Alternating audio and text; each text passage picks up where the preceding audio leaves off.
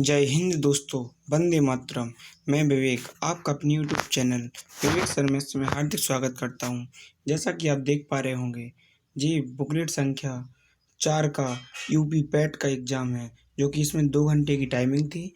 यदि बात करें तो ये UP PAT first shift answer की 15 अक्टूबर 2022 की पीडीएफ मैंने ली है, जो कि आपको विद आंसर की मैं देने वाला हूं। तो आइए धीरे धीरे करके एक एक प्रश्न की आंसर की को जानते हैं। पहले हमारे एक गद्यांश आया था, तो गद्यांश के आप लोग क्रम से सीधे क्वेश्चन मिला लीजिएगा। जैसे पहले साहित्य अपने दायित्व का निर्वहन किस प्रकार पूरा करता है, तो इसका आंसर था जे लाल टिक कर दिए हमने, दुष्प्रभावों को सामने लाकर।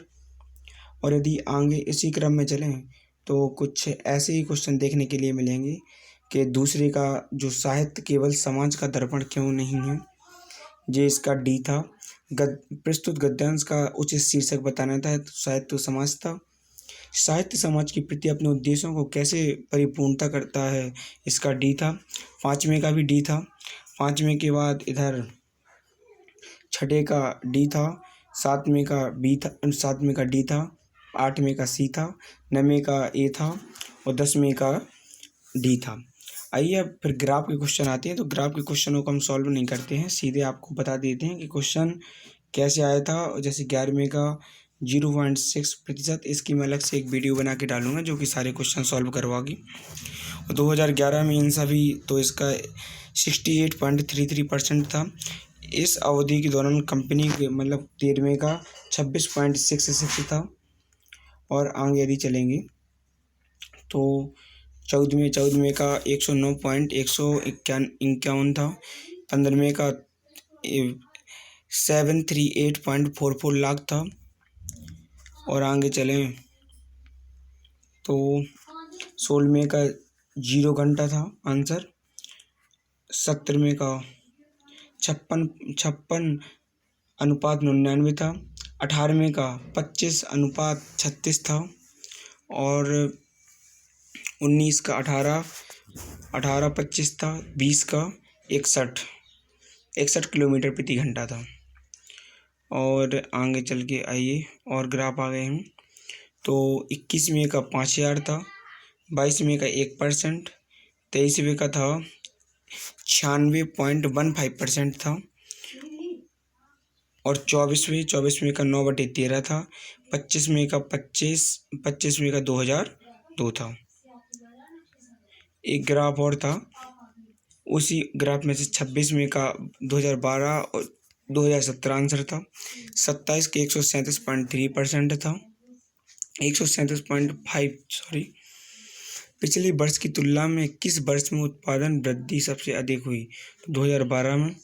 दिए गए कितने वर्षों में खिलौनों का उत्पाद दिए गए वर्षों के औसत उत्पाद से अधिक था? तो 4 वर्षों में।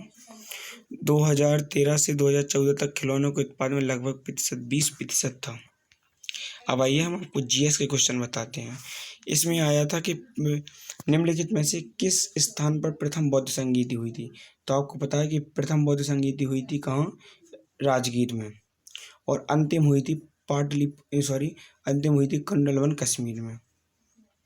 ठीक है, जो गया है जो बिहार में पड़ता है, जिसको जहाँ पर गौतम बुद्ध को ज्ञान की प्राप्ति हुई थी, बोध गया में। आगे आता है कि निम्नलिखित में से वह कौन सा व्यक्ति है जिसका नाम देव प्रियदर्शी? आपको पता है देव प्रियदर्शी उज्जैन करमूली चंद अशोका अशोक वर्धने अशोका, अशोक का पूरा नाम है, अशोक का है। गौतम बुद्ध के बारे में आप अच्छे से जानते होंगे। गौतम बुद्ध का जन्म, मृत्यु, प्रथम उपदेश धर्मचक्र परिवर्तन कहलाता है। महावीर स्वामी वर्धमान, सम्राट चंद्रगुप्त मौर्य को जानते होंगे, जिसने चाणक्य ने बनाया था।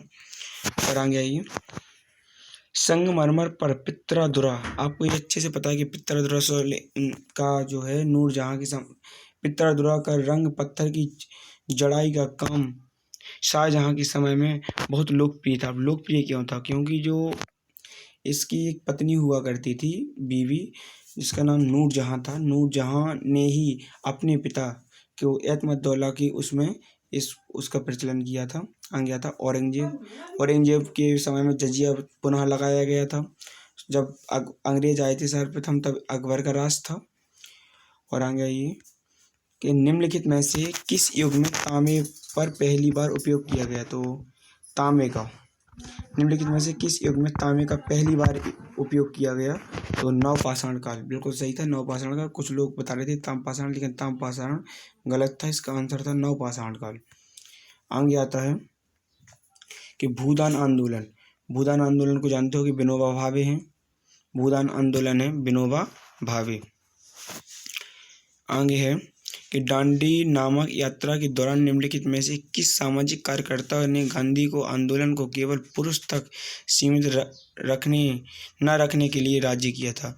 जैसे कमला देवी चट्टोपाध्याय थी, इन्होंने कहा था सिर्फ पुरुषों तक आंदोलन को सीमित न रखिए, महिलाओं को भी उसमें इन्वॉल्व कीजिए। आता है कि जब ईस्ट इंडिया कंपनी की स्थापना हुई तब भारत पर किसका सम्राट? मुगलों का सम्राट था। 1600 ईस्वी में मुगलों का शासन था। सरकार के निम्नलिखित में से किस अधिनियम के कारण मुंबई से सिंध प्रांत का निर्माण हुआ था? मुंबई से सिंध, भारत शासन अधिनियम 1935। भारत शासन अधिनियम 1935 में हुआ था। क्रिस मिशन जानते होंगे, बेबल। आगे आता है कि प्रसिद्ध युद्ध का नारा दिल्ली चलो। दिल्ली चलो को कौन नहीं जानता है? ये नारा हमारे बोस जी का है, सुभाष चंद्र बोस का। अब पंजाब केसरी के नाम से लाला लाजपत राय को जानते हैं। आगे आता है कि राष्ट्रवाद की पहली स्पष्ट अभिव्यक्ति निम्नलिखित में से किस क्रांति के साथ हुई? राष्ट्रवाद की पहली स्पष्ट अभिव्यक्ति निम्नलिखित में से किस क्रांति के साथ हुई? तो राष्ट्रवाद की सब लोग जानते हैं फ्रांस की क्रांति, जो कि फ्रांसीसी क्रांति के नाम से जानी जाती है। फ्रांसीसी क्रांति के नाम से जानी जाती है। आगे आता है कि निम्नलिखित में से भारत में अक्टूबर की गर्मी का मुख्य कारण क्या है? तो अक्टूबर में आप लोग जानते हैं कि अक्टूबर में उच्च आर्द्रता से जुड़ा उच्च तापमान।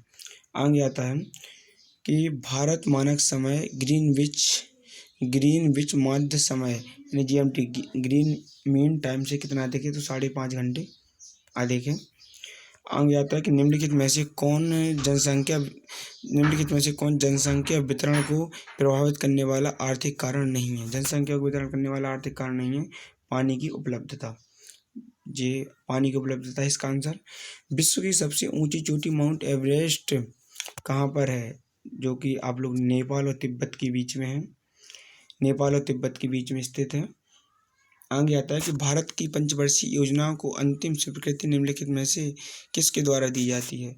तो आप लोग जानते हैं NDC यानी नेशनल डेवलपमेंट काउंसिल, राष्ट्रीय विकास परिषद।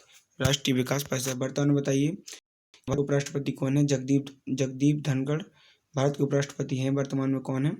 जगदीप धनखड़ हैं, भारत के उपराष्ट्रपति हैं जगदीप धनखड़। वित्त मंत्री जानते हैं निर्मला सीतारमण जी हैं।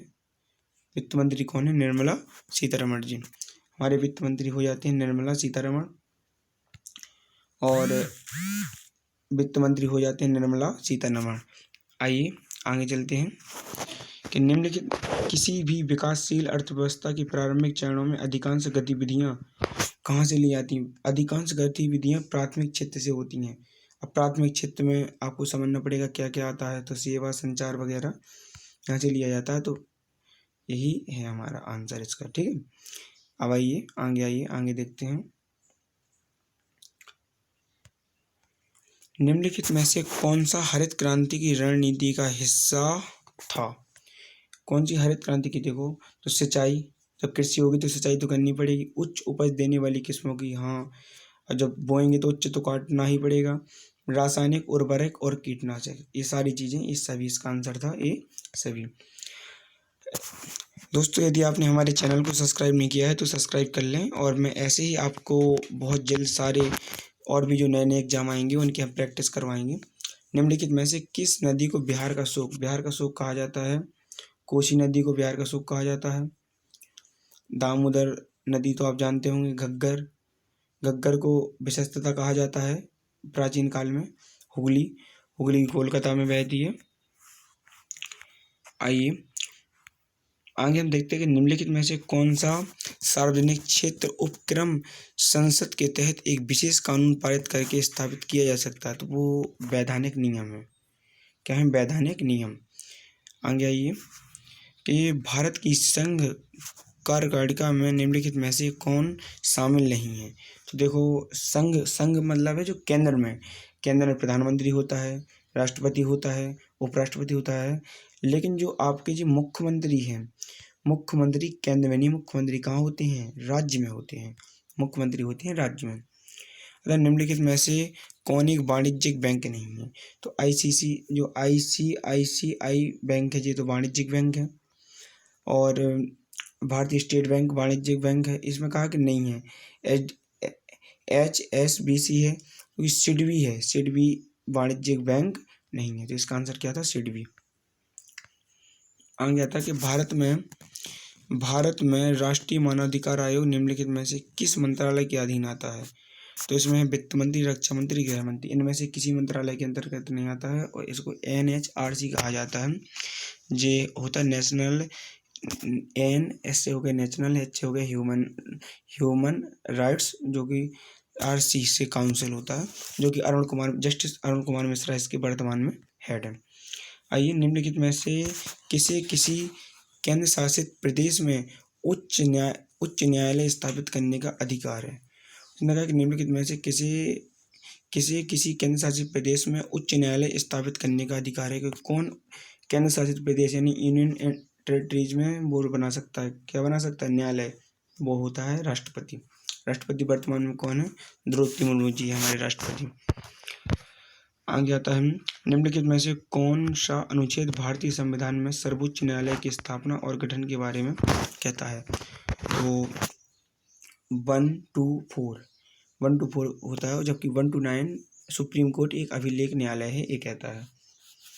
आगे आता है, सर्वोच्च न्यायालय और उच्च न्यायालय के पास मौलिक अधिकार को लागू करने की शक्ति है। जी बिल्कुल सही है, ये वाला इसका आंसर है डी।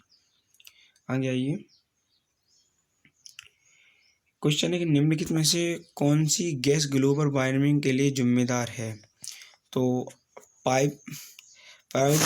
प्राकृतिक गैस कहाँ होती है? ऑक्सीजन कहाँ होती है? संपीड़ित प्राकृतिक। इसका आंसर था आपके लिए क्या?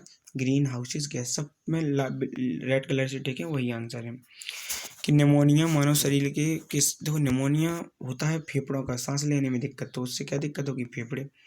निम्नलिखित में से कौन सा वनस्पति रेशा नहीं है। तो जो वनस्पति रेशे की हम बात करें वो है नायलॉन वनस्पति रेशा नहीं है। तारों का रंग निम्नलिखित में से किस पर निर्भर करता है। तारों का रंग उसके तापमान पर निर्भर करता है। तारों का रंग किस पर निर्भर करता है? तापमान पर। तारों का रंग किस पर निर्भर करता है? उसके तापमान पर। आगे आता है, थोड़ी गणित है। आइए हम गणित को आपको सॉल्व करवाते हैं। यदि आप बड़ी आसानी से इसका आंसर निकाल सकते थे। इसका आंसर आप लोग बड़ी ही आसानी से निकाल सकते थे, क्योंकि जब आप 2 का गुणा 1 में करेंगे तो 2 एकम 2 होगा, और 2 अंक इधर थे, मतलब 4 अंक के बाद दशमलव आएगा, तो 2 में से 2 जाएंगे तो क्या बचेगा? 0 बचेगा। तो सिर्फ यूनिट डिजिट 30 में ही था, एक मात्र 0 30 में ही था, इसके अलावा और कहीं 0 नहीं था। इसका आंसर क्या था? 30 था। आगे आइए, आगे क्वेश्चन था जी, इसमें था A5। देखो, बिल्कुल सेम लिखा हुआ था, बस इसको परिवर्तित करना था। तो नीचे 1 अंक बढ़ा है तो ऊपर 2 अंक आ जाएंगे, मतलब इसका आंसर क्या होगा हमारा? 100 होगा। आगे आता कि 40 व्यक्ति समाचार पत्र। ये तो बड़ा आसान सवाल था कि हमको इसमें आपके 3 गोले बनाने थे। हमें इसमें क्या करने थे? 3 गोले बनाने थे। 40 व्यक्ति क्या पढ़ेंगे? मान लो ये है न्यूज़पेपर। जी क्या है? न्यूज़पेपर। जैसे 40 व्यक्ति यदि यहाँ पर समाचार पत्र पढ़ते हैं, और कह रहे हैं कि 50 व्यक्ति समाचार पत्र वाई पढ़ते हैं। जो 50 व्यक्ति हैं वो समाचार पत्र क्या पढ़ते हैं? वाई पढ़ते हैं। और कह रहे 10 व्यक्ति दोनों समाचार पत्र पढ़ते हैं। तो जो 10 हैं, 10, तो इसमें से जे भी 10 पढ़ते तो जे कितने बचे? 30। और जे भी 10 पढ़ते तो जे कितने बचे? 40। तो इन्होंने कहा था कितने व्यक्ति दोनों में से कोई न्यूज़पेपर नहीं पढ़ते, तो 30 10 40 और 40, 80। जब 80 कोई ना कोई न्यूज़पेपर पढ़ते हैं तो जो 20 व्यक्ति ऐसे होंगे जो कोई भी न्यूज़पेपर नहीं पढ़ते होंगे, मतलब इनको ऐड करना था। ऐड करने के बाद इनको 100 से क्या करना था, माइनस करना था, बराबर 20 आपका आंसर आ जाता। आगे आइए कि 5 परिणामों का औसत, इन्होंने सवाल दिया है कि 5 परिणामों का औसत 46 है, मतलब जो 5 थे 5 का औसत कितना था, 46 था। यदि हम इसका गुणा करेंगे तो 6 पंचे 30 की, 0 से लगाएंगे 3 और 4 पंचे 20, 20 और 3 कितनी हो जाएंगी, 23।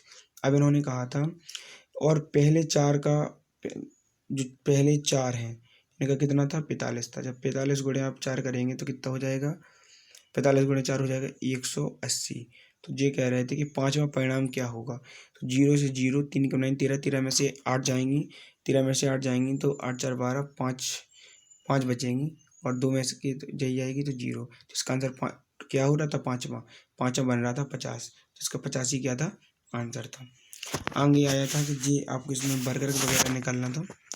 फिर आता है कि पादप कोश का भित्ति निम्नलिखित में से किससे बनी होती है, सेलुलोज से। पादप कोश का भित्ति सेलुलोज से बनी होती है। और ये सुक्रोज, फ्रक्टोज, ग्लूकोज, ये सब शर्कराएं होती हैं।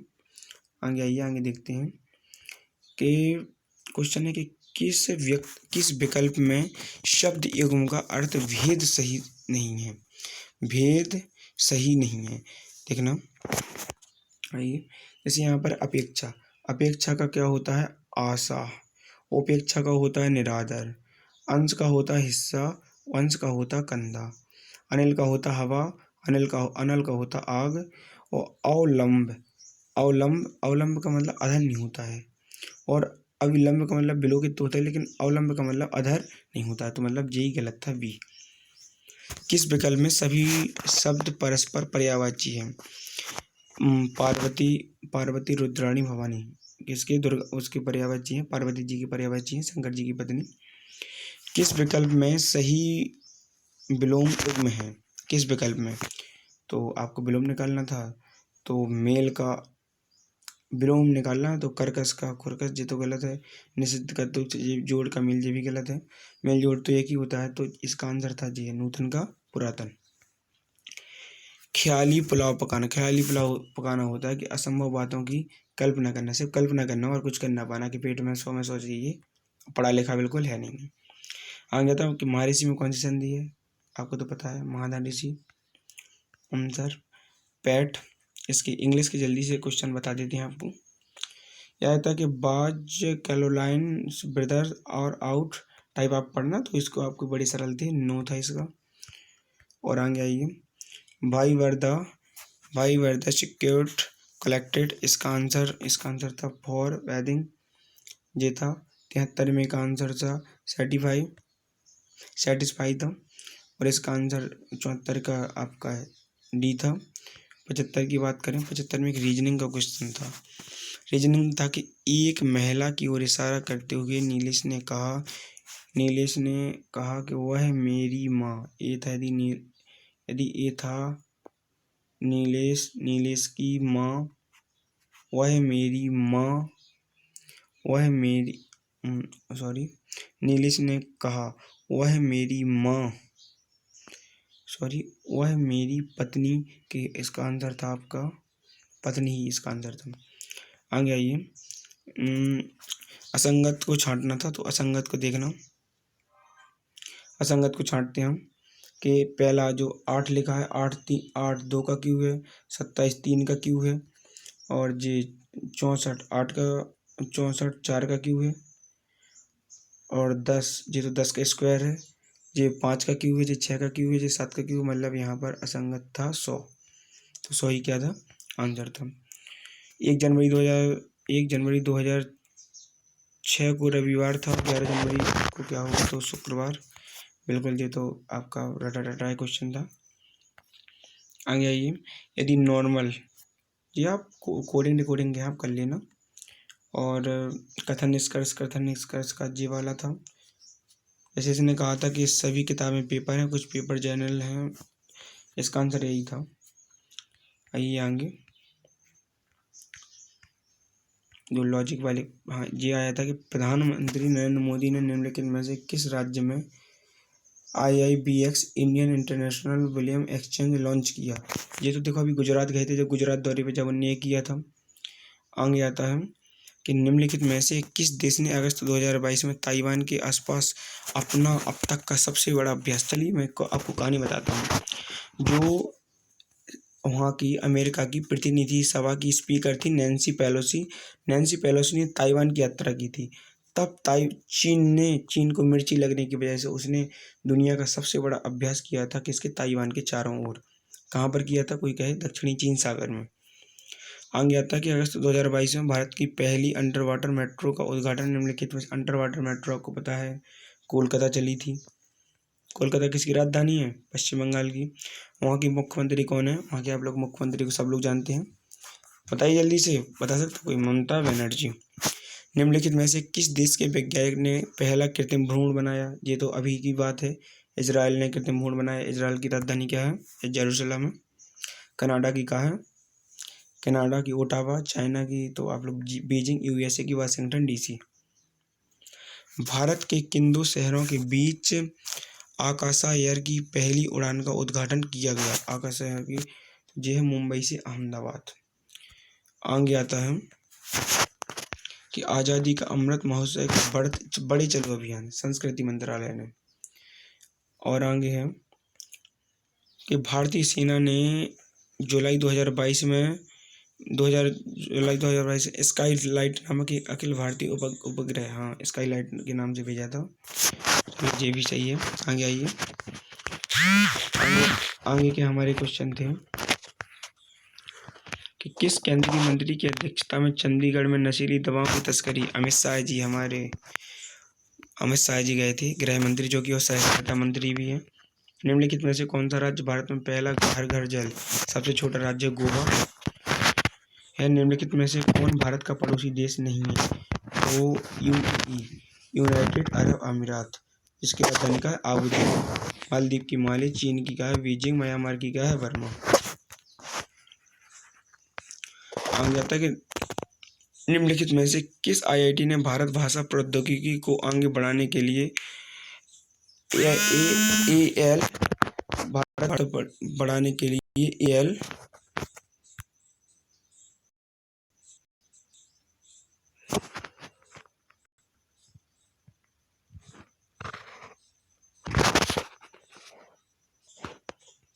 किस IIT ने भारतीय भाषा प्रौद्योगिकी को आगे बढ़ाने के लिए AL4 भारत में, जो AL4 भारत में नीलीकरणी केंद्र की शुरुआत की है, तो वो आपको पता है IIT मद्रास ने की है।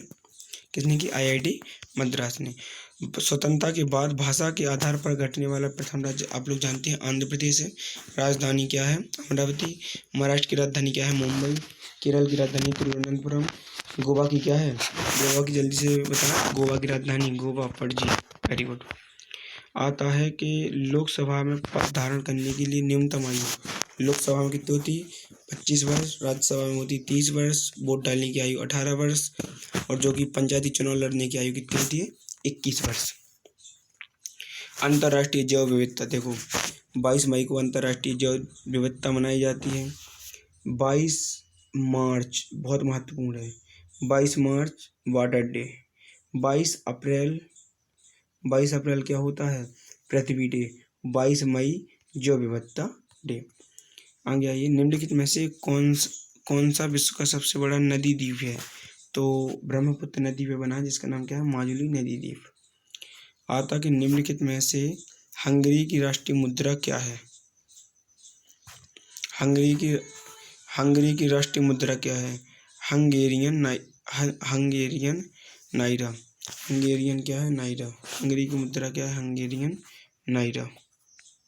आगे आता है, अंतर्राष्ट्रीय ओलंपिक समिति का मुख्यालय कहाँ है। अंतर्राष्ट्रीय ओलंपिक समिति का मुख्यालय आपको पता है स्विट्जरलैंड के लुइसाने में है। आगे आता है, निम्नलिखित में से किसने प्रसिद्ध पुस्तक पावर्स ऑफ द माइंड लिखी है। पावर ऑफ द माइंड लिखी स्वामी विवेकानंद जी ने, पावर ऑफ द माइंड। आगे आता है, UNFCCC का फुल फॉर्म बताना है।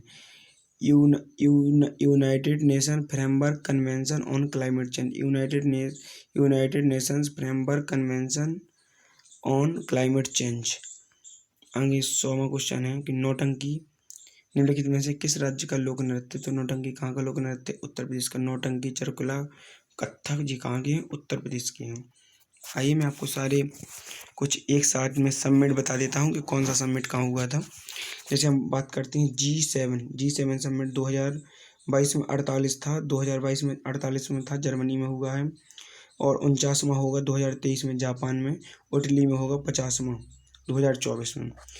G10 समिट जो कि 17वां 2022 में इंडोनेशिया में 17वां था, 18वां 2023 में इंडिया में होगा, ब्राज़ील में 19वां होगा 2024 में। आगे है अब हम बताते हैं एपेक्स समिट की बात करते हैं। एपेक्स समिट की बात करते हैं जो कि एपेक्स समिट है 2022 में थाईलैंड में, 2023 में यूएसए में, 2024 में ब्रुनेई में, 2025 में साउथ कोरिया में, 2026 में पेरू की राजधानी लीमा है। SCO समिट 2022 में उज्बेकिस्तान के समरकंद में होना था, और चाइना में होगा उज्बेकिस्तान के समरकंद, और जो SCO है चाइना में, मतलब इसका जो होस्ट करेगा वो कौन रहेगा, चाइना। ब्रिक्स की बात कर लें हम। ब्रिक्स की 14वीं बैठक हुई थी कहाँ पर, 14वीं बैठक हुई है चाइना में। 13वीं बैठक कहाँ हुई थी, हमारे इंडिया में। देखो जी कुछ इसके इस प्रकार से बनती हैं, BRICS,